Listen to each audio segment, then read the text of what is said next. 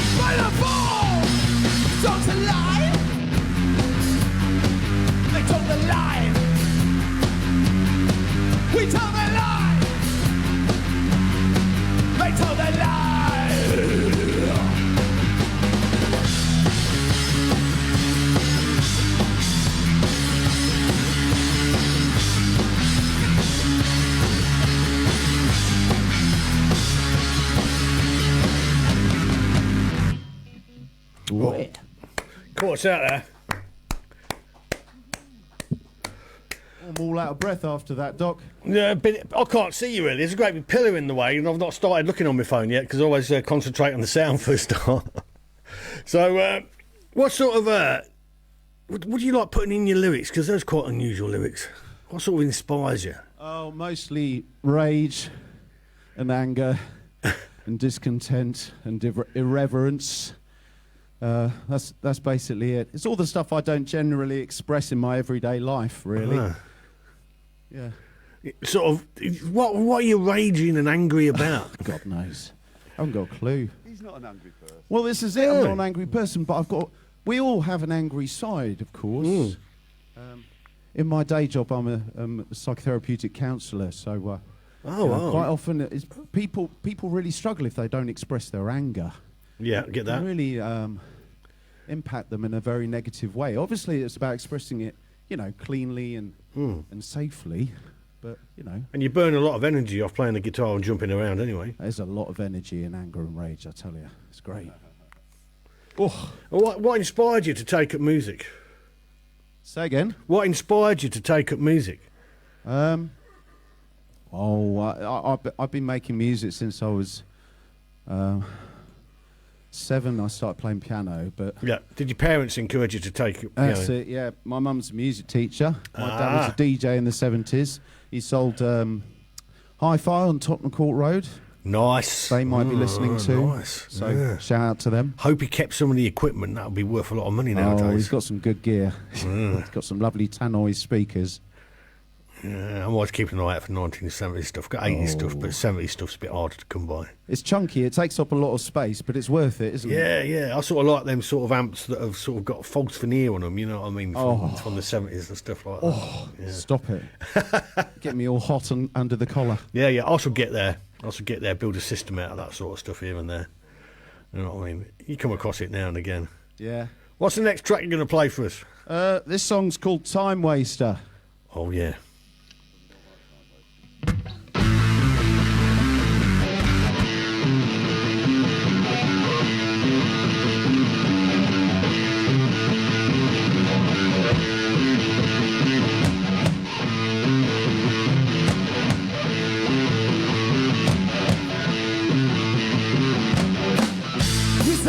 You said you thought you could be trusted.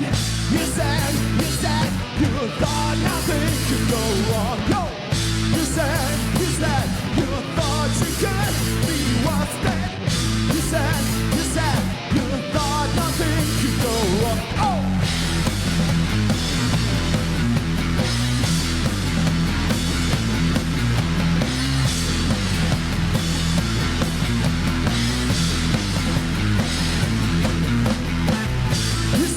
She said, trust in me, I'll be your best friend.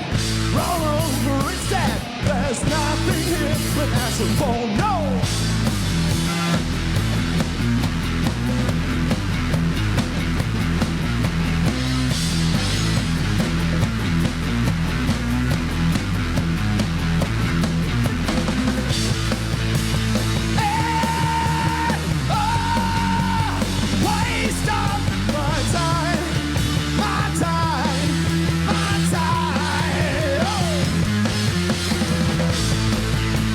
Yeah!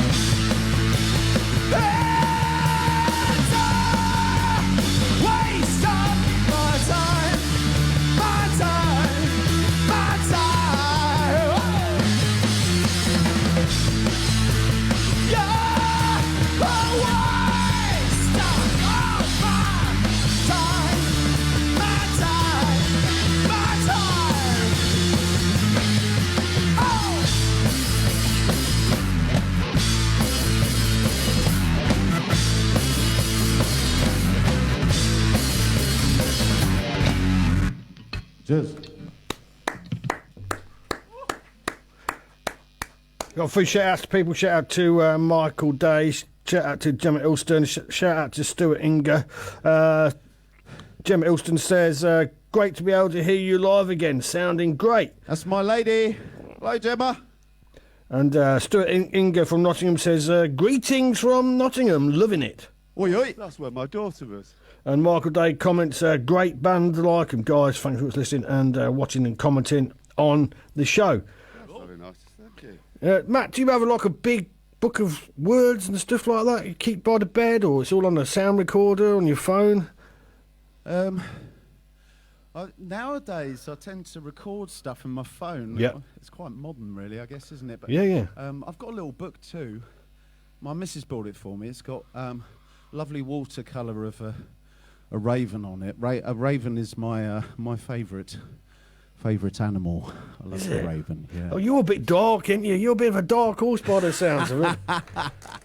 Well, ravens are great. You know, they're kind of associated with death, aren't they? But Yeah. it's also about renewal. So it's about some things falling away and other things coming to fruition. And that sort of legend about the ravens in the Tower of London, if they all leave or something, it's gonna be the apocalypse and all that sort of thing. Yes, they're magical birds. Very intelligent corvids in Yeah. general. Actually, crows. Love crows. Yeah. Very clever birds. It's amazing, really, because I read an article about corvids and crows and ravens and stuff like that. Yeah. And you'd think, oh well, because they're very small head, and you think like they've got a small brain. Yeah. But they're sort of their brain cells that make the neurons that make up their brains are very tiny as well. Wow. And so they've got like billions of these neurons as well. So There you that go. squeezed into a small brain, and that's what makes them quite intelligent. Yeah, they use tools and stuff like that. Eh? Well, that makes perfect sense then, because I've got a massive head, but I'm pretty stupid.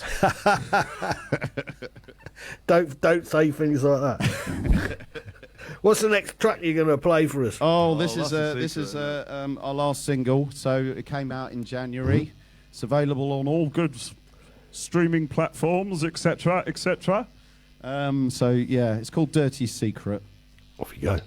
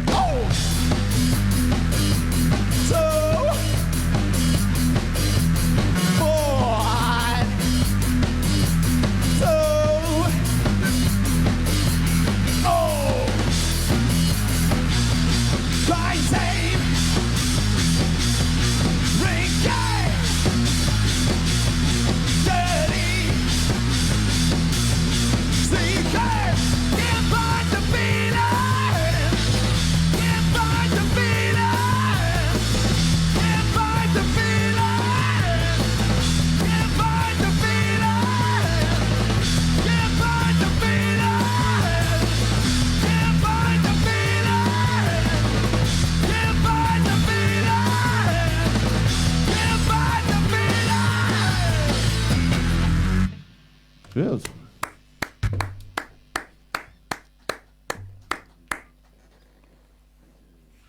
Oh, yeah, got a few comments for you.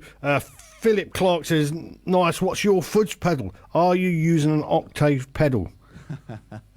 Wouldn't you like to know? I'm using it's a synth pedal. It's a synth pedal that produces a bass synth sound. And I'm using a rat for the guitar. Ian Congrave comments, quoth the raven nevermore. Oh, that's just lovely. Thanks for bringing that in, man. And Chris Gardner, shout out to Chris Gardner. Thank you very much for listening and watching the show, guys. I really did like that track that you just played. Remember when you sent it into the show? Whereabouts did you record it? Oh, I recorded it in my cabin. No. Yeah, it was before I met Paul. Otherwise, he would have been playing on it. Yeah. I had to put it with a dancey beat, and I recorded it in my cabin and produced it and did the video in my cabin too. You know what? It doesn't need me on it. It sounds awesome. Stop it, you. It's a great power riff, isn't it? It really is a great power riff. Thanks, man. Appreciate it. We played it last time in here, but it's a very different version now. Yeah, it's heavier, isn't it? Really, well, I think. Yeah. I've kind of beefed it all up. Yeah, I've realised I prefer playing it a little bit beefier. Yeah, definitely. So where did you learn to be able to record all your own music and stuff like that? Oh, it's just because practice. I don't think I'm that good. I've just been doing it for so long. I can just do a half decent job, but I'm not a pro, I just tweak it until it sounds how I like it and hope that everybody else feels the same, or at least some people feel the same. I mean, some people, like going into the studio, and that's fair enough. But the great thing about doing it yourself, you can always go back to it and give it another tweak, can't you? Well, exactly. Whereas once you've come out the studio, usually that's it really, when you've got the final product, because it's going to cost you a load more money if you go back, can we just remix this? Can we just remix that bit? Well, yeah, quite often the people in the studios as well have very specific ideas of how they want it to sound. Yes. They tend to put an awful lot of themselves into it, and I struggle with that. Maybe I'm a control freak, I don't know, but yeah. It's punk. It makes you more punk if you do it yourself. Well, that's what. Yeah. That's the old ethos of punk, really. Well, it is doing it yourself. I don't listen to much punk, Doc, but I really love the ethos, as you said, of punk music. And I think punk has so much well, it's been so influential in terms of everything that followed it. All that great. Post-punk underground, stuff. indie, post-punk stuff, all of that alternative. It's all got punk in it. And, it's a great genre of music. It really fired things up, didn't it? It did. And there's still plenty of it around, or DIY music scenes as we call it nowadays. It's quite sort of busy in the Peterborough area. Yeah. So you're sort of around the sort of more sort of East Cambridgeshire, South Cambridgeshire area, aren't you? Well, I'm close to St Neots. Yeah. And then Paul's closer to Cambridge, I think, aren't you? Yeah, pretty much in Cambridge, yeah. Pretty much in Cambridge, yeah. Yeah. So what do you think? Cambridge has got quite a good music scene there, haven't they? It's got great music. Yeah. I prefer Peterborough myself because I've got Socks on Records have been just so supportive. It's just a very different sort of feel, the music scene in Cambridge, than it is in Peterborough. I think it's more broad. I think it's more broad. I think the sort of like the busiest part of the music scene in Peterborough is probably like the punk do-it-yourself scene. Well, that's where it differs over in Cambridge. It seems to be more folk-based. Yeah. Yeah. There's a lot of people in Cambridge with knitted jumpers and stuff like that, though, isn't there? You know what I mean? There is. Yeah, but I mean, you've both got some great venues. I mean, you've got the Junction, which is a great venue to go to, and 66 Bar. Yeah. And then, what's the larger place? The Junction. Yeah, the Corn Exchange. I mean, that's Exchange. There's lots of little tiny venues as well. You've got places like Hank's Dirty. Yeah, we're playing at Hank's Dirty on the 17th of May. That's a new one on me. Yeah, you've got Barrow as well. Yeah. There's quite a few pubs in the area as well. And where did you play when you played the Cambridge band competition? That was at the Portland. Yeah, I mean, in Portland, they get quite a few up-and-coming bands going through there, don't they? That's a nice little venue. Yeah, I like the Portland Arms. Great sound. Yeah. Great sound. Bit difficult to park around, but apart from that, if you drive down there, you're like, it's a bit hard to find a parking space. It is a nightmare, isn't it? Yeah, but that's Cambridge all over, really. Yeah, it's true. It's true. Yeah. Yeah, but it's been quite nice, actually, because up until recently, I've been playing mostly around Peterborough. But now we've been playing more around Cambridge recently. Oh, get yourself known round there as well, then, isn't it? Yeah, and we just, we got a gig at the Ostrich, first one for a while in Peterborough on the 24th of May. So we're looking forward to that. But it's been nice to, go somewhere else and play there too, The Ostrich has got a great music scene, though. It does. Yeah, it's got brilliant. a great crowd of people. Ah, yeah. It's fantastic. Really All a friendly genuine bunch. Music lovers, aren't they? Yes, yeah, without a doubt. What's the next track you're going to play for us? This is our first single. It's called Family Fantasy. I remember this one. This is another good one. You're banging them out tonight.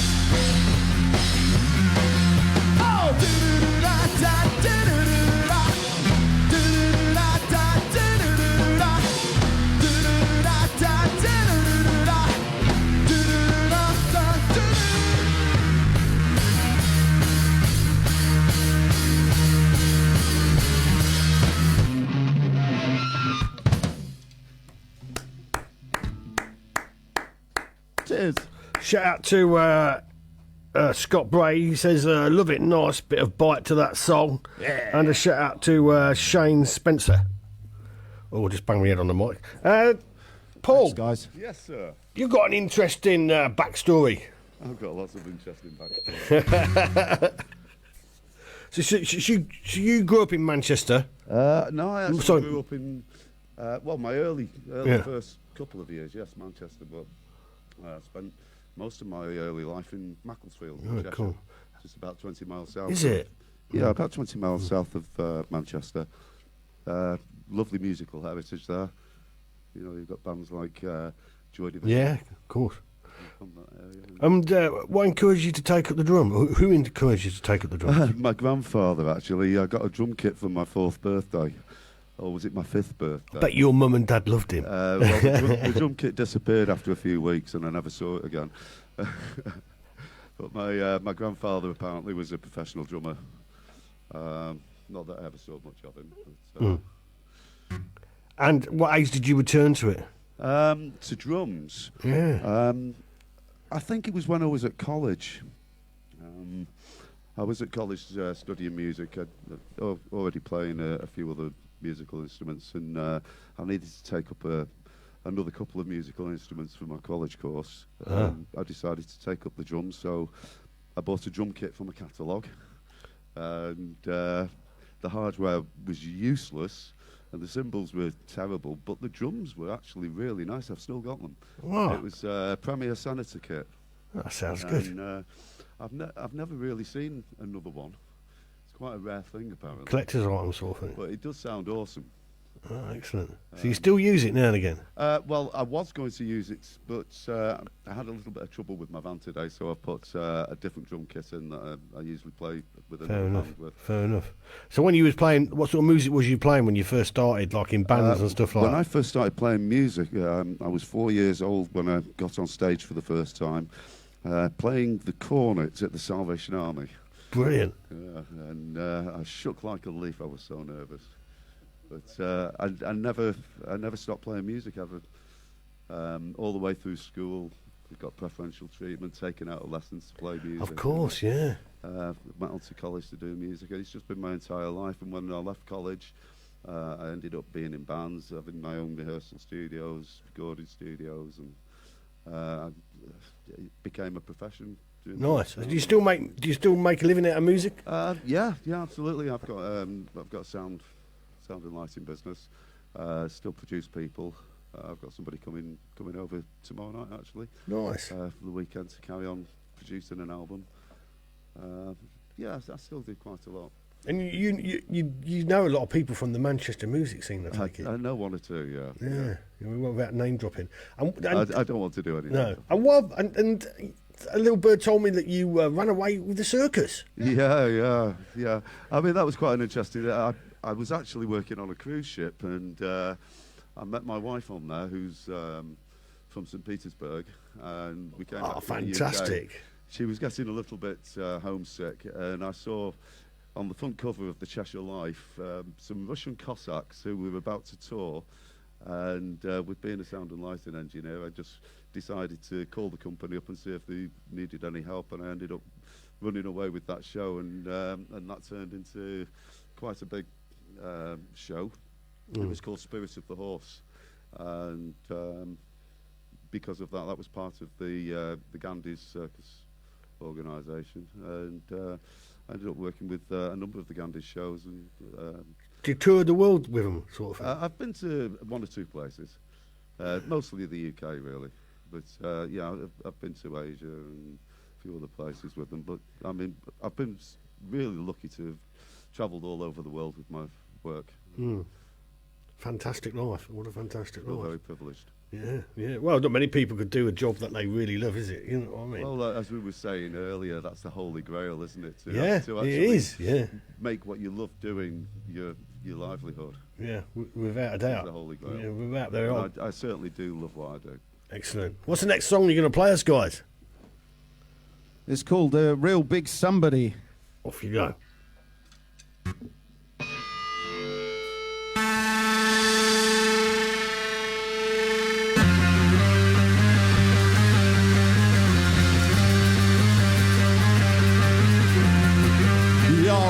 Big somebody, you're gonna go real far.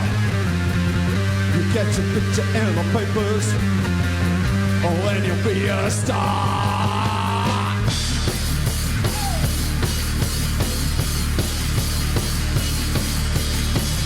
How'd you do? I'm your biggest fan.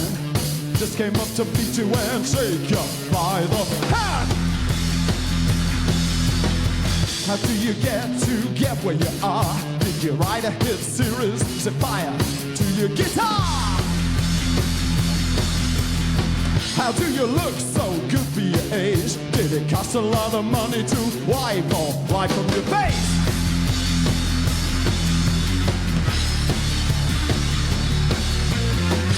You're real big somebody. You're gonna go real far. You get your picture in the papers, or then you'll be a star.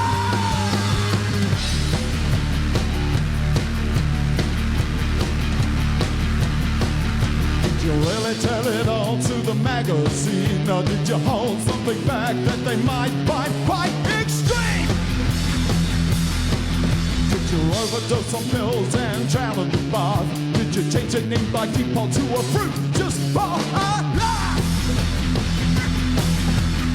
How many different ways to cover your pain? You're a washed up, no hope, sad case. That's what you're saying.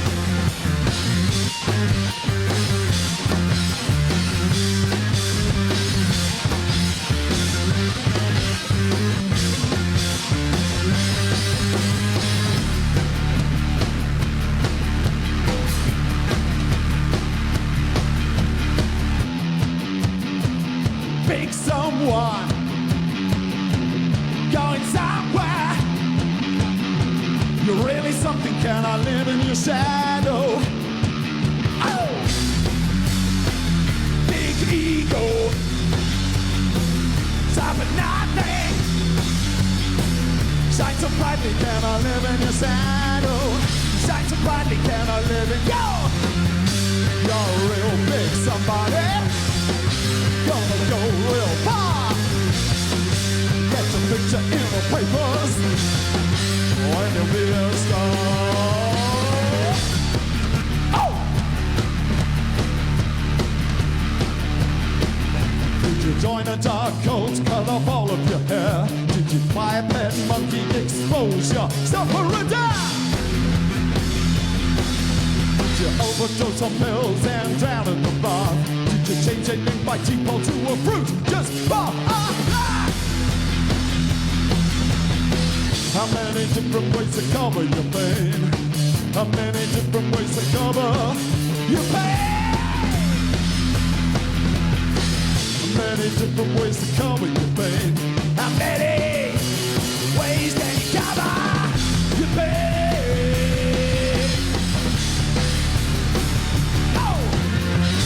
You're real big somebody.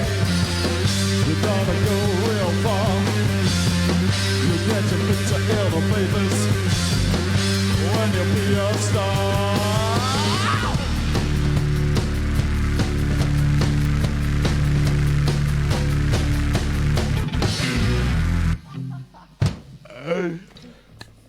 So I take it We ended it. You did. So I suspect you might not have ended it in the right way. Not to worry. Usually when you make a mistake in a song anyway, unless people know your songs really, really well. We could have got away with it if I'd mentioned it. Yeah. Too late now. Yeah. So I take it you guys will be writing music together then? Hey? You two will be writing music together? Well, yeah, we're gonna try some new tunes soon, aren't we? There's one you quite like. I can't remember what it's called now. Do you mean just one? I like all of them. Oh, bless you. Yeah, he wouldn't have joined your band if he didn't like her, would he? You know what I mean? Oh yeah. He's great. I was absolutely blown away when I heard what he was coming out with. Oh, both blowing smoke I up love each it. other's behind us, aren't we? Yeah. But anyway, he is really dedicated and passionate, and I really appreciate that. Yeah, because Paul's playing with a broken knuckle as well. Hey. Yeah, he's usually got a broken knuckle. That's because of too much passion hitting the drums. I keep breaking my fingers. Have you always been As well as the kit. You always been very energetic playing the drums? Always, yeah. I mean, my nickname in the past has been Animal for obvious reasons. Yeah. You know, I'm actually trying to calm it down a little bit. You know, but when there's an audience there, you know, my arms are flying everywhere. And Yeah. So was you always in loud bands? Always in loud... yeah, I mean, a long time ago, I used to really pride myself that I'd always break something on a drum kit, and if I didn't break something, then you hadn't been hitting them hard enough. Hadn't hit them hard enough, yeah, absolutely. Fantastic. Drums are meant to be hit and destroyed. Yeah. Enthusiasm I've got lots of, talent and technique not a lot, so I just make up for it with energy. And so what is it? You've sort of like played in punk bands, metal bands? Yeah, I've played with a lot of bands over the years, but I stopped playing drums round about 1993. Well, that's quite a break then. Yeah. And it wasn't until about 2 or 3 years ago I heard the Mojo Slide were looking for a drummer, and I know the band. I love the music. Yeah, I know them guys. And so I called them up and just said, "Hey guys, let me come and play drums with you." Have you been on the show playing with the Mojo Slide? Yeah. You have? Ah. Yeah, you'll have to get us on again. Yeah, definitely. Yeah, without a doubt. Yeah. They're a great bunch of guys. Yeah, they are. Yeah. Have a word with Mark and tell him to message us. Yeah, absolutely. And away we go. It's probably because there's so many of them in that band. How many? There's like 5, isn't there? 5 Yeah, there's 5 of us. Yeah. So you're way at the back and you're a bit blocked out by all of them. Yeah, I don't know. My arms are flying. People see me out. They see cymbal stands flying across the stage. So you've been in the studio before and they've never had a good chat with you. There we go. He's been hiding away at the back there. That's the thing about drummers. You never see them, but because there's only 2 of us, you've got no option now. Yeah, that's it. Like I say, there is a few bands. I mean, it's got Dan Donovan. He plays cymbals. Yeah.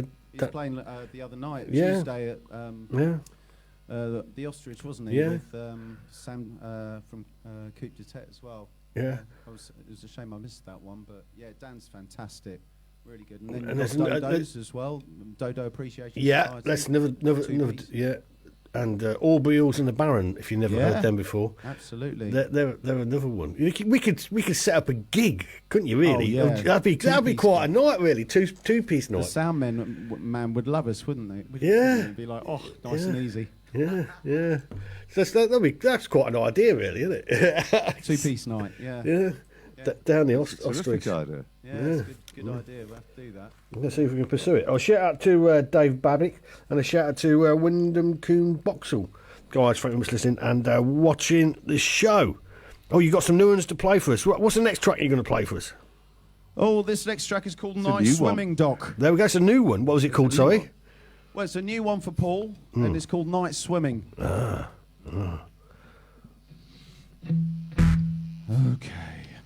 I've got no good faith in the kind of life that we live today. I've got no good faith in what the papers say. I've got no good faith in the corporation, in the factory line. I've got no good faith in the scientific mind. Things could have been better, brighter, if course in time.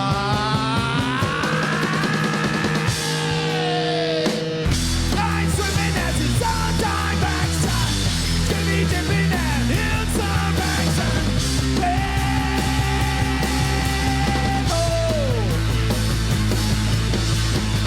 Night swimming, come away with me.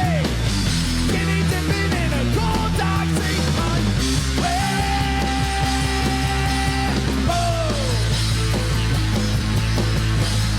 Unplugged and disconnected and caught between the shopping lights. Unplugged and disconnected in the I, the me, the mine. Unplugged and disconnected and mesmerized by the TV screen. Unplugged and disconnected in the hits of dopamine. Things could have been better, brighter, if more in time.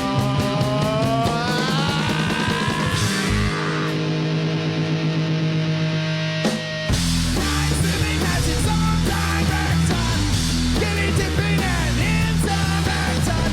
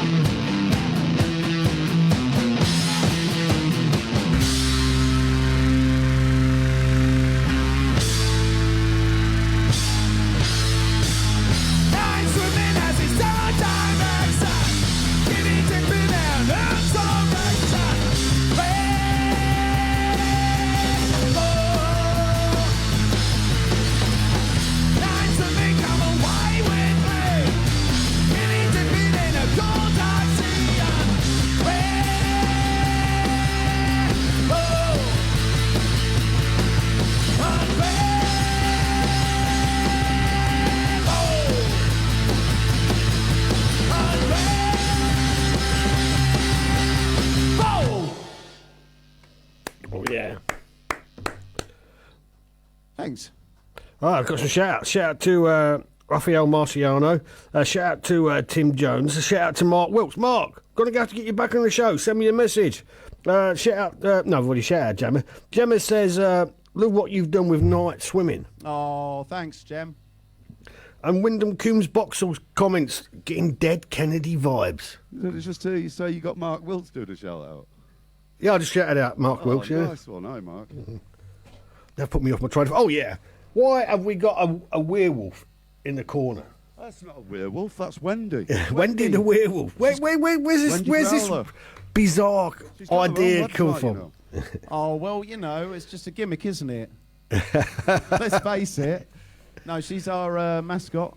She wears the T-shirt, so she's advertising the wares. Yeah. That's why she's a werewolf. I just made that up well, just now. it's full of puns Also, tonight. she's wearing a special tiara tonight in your honour, Doc. Oh, bless her. You are a bit of a fan of horror films, though, yourself, aren't you? Oh, I love it. Yeah. Yeah, Have you seen that recent film? Because you've just done a song called Night Swimming. There's one called Night Swim. Night Swim? No, I Yeah, haven't. No, that's quite a good one. You sort of think, nah, it can't be that scary, really, about a swimming pool. But it's quite, having a swim in like a haunted swimming pool. You're thinking, nah, they're going to be having a laugh.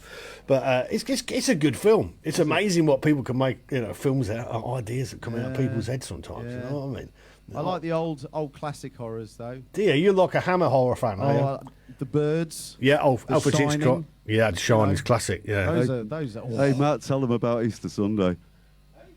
Easter Sunday, that... What happened on Easter Sunday? when we were doing that gig at the 6-6 and I'd got that horror rabbit mask on. Oh, yeah, he was wearing a horror rabbit mask and he freaked some guy out so badly that this guy responded quite violently to him. Yeah, didn't he? well, I put it on the back of my head, and the poor guy was stood behind me, and every time he went somewhere, I went somewhere, and this rabbit was staring at him all the time, and it was a scary rabbit with big eyes and Like sort of a Donnie sharp Darko teeth. sort of...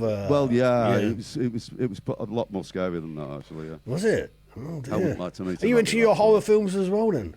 I'm not into horror films. No. I don't watch horror films. If No. I see a horror film about to come on, I'll switch channel or find something else to do. Don't like horror movies.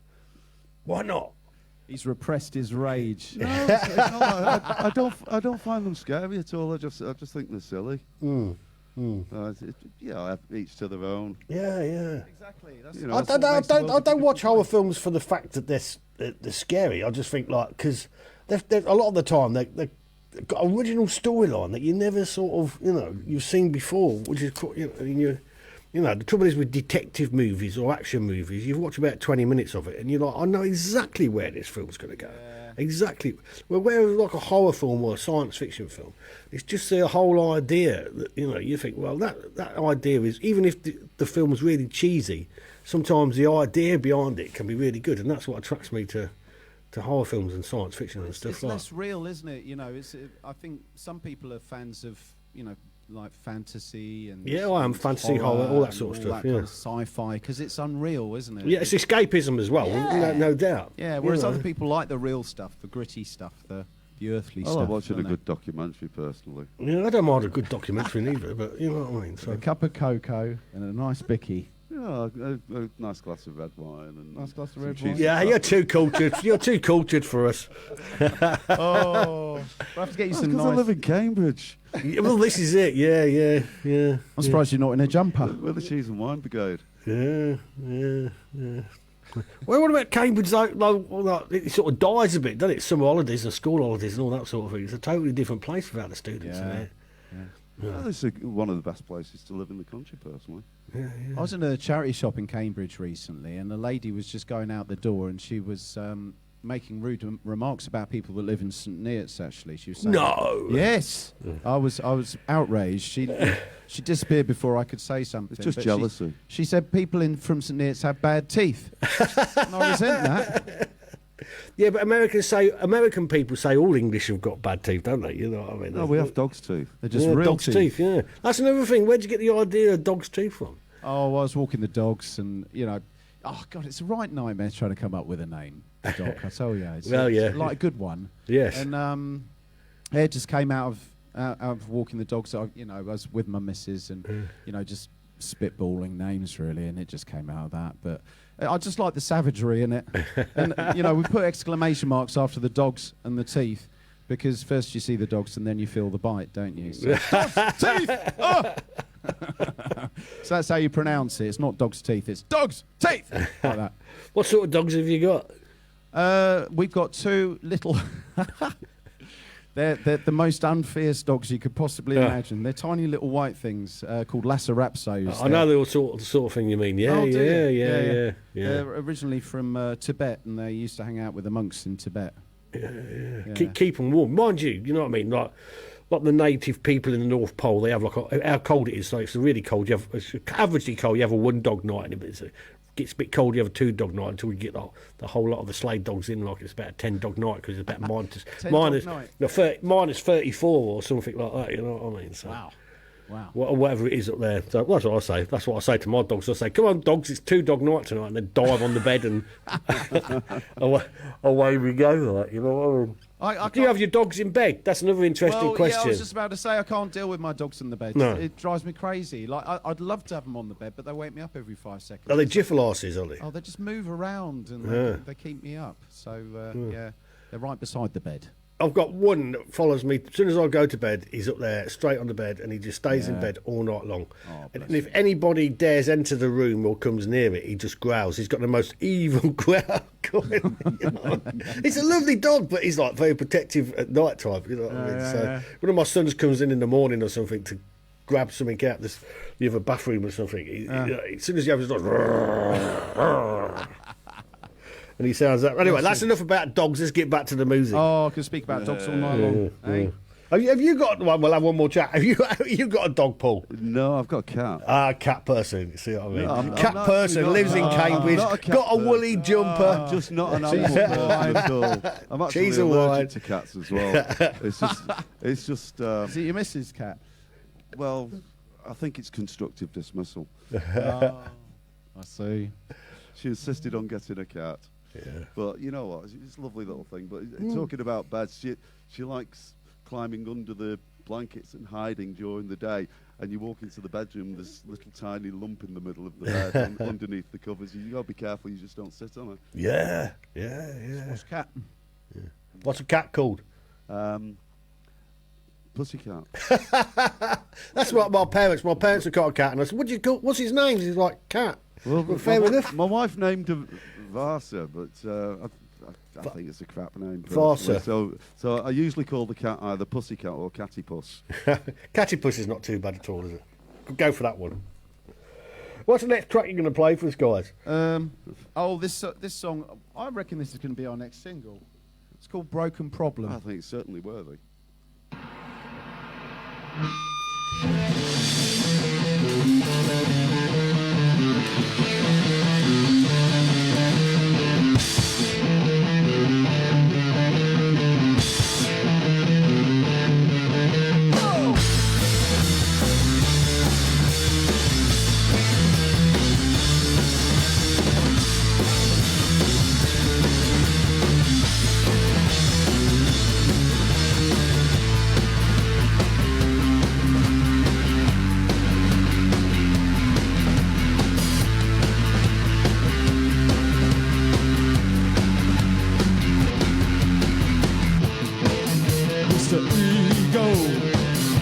Time to let go. Ain't nothing but placebo.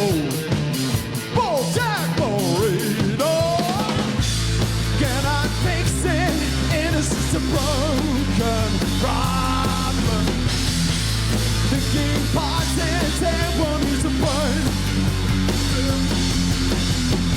Oh, Mr. Ego. Mr. Big Libido. There are many things you can try to resist. What you resist persists. Oh, can I fix it? And it's just a broken problem. Thinking positive on is a burn. Yeah. Turn and face it. You are just a broken problem. But your broken problem might just do the same.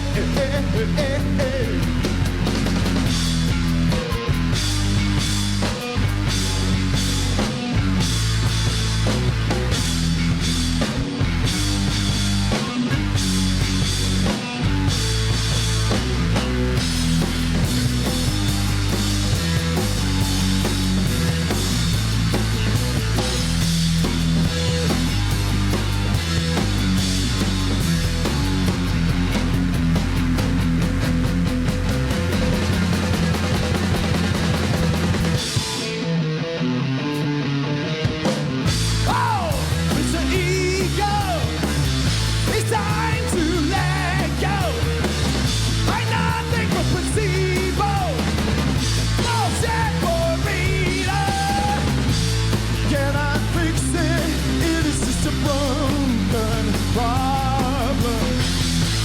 Thinking parts and damn bodies of pain. Yeah. Just turn and face it, you were just a broken problem. It's a broken problem, bites to the same. Oh, oh, Mr. Ego. Oh, Mr. Ego. Oh, Mr. Ego. Hey, Mr. Ego. Hey, Mr. Ego. Hey, Mr. Ego. Hey, Mr. Ego. Hey, Mr. Ego.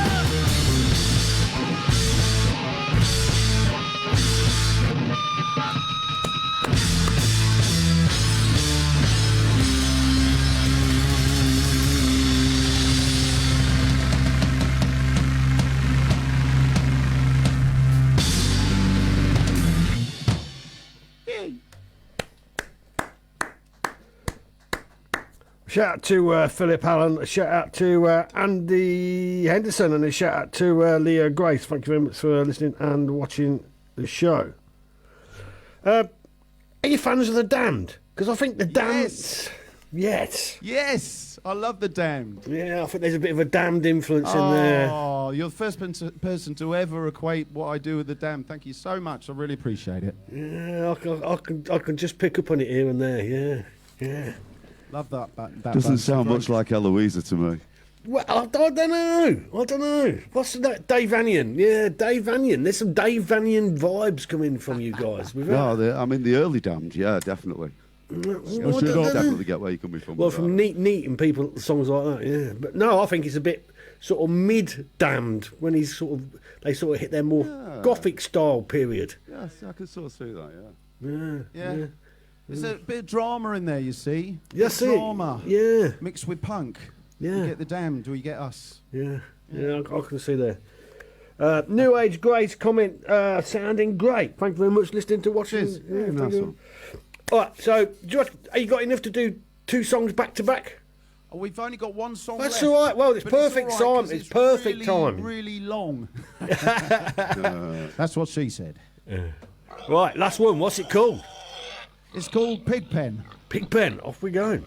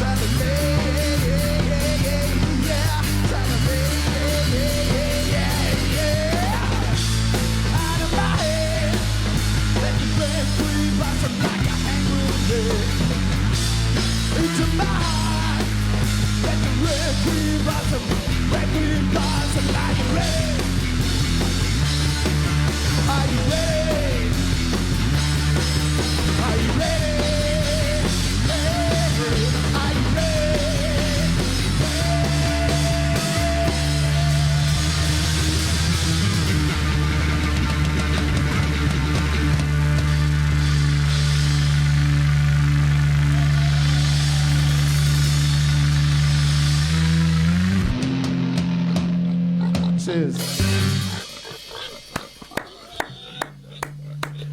Ladies and gentlemen, Dog Steve, big shout out to Paul Biggins on the mixing desk this evening, and a big shout out to Jack doing the video this evening. This is a band from Denver, Colorado.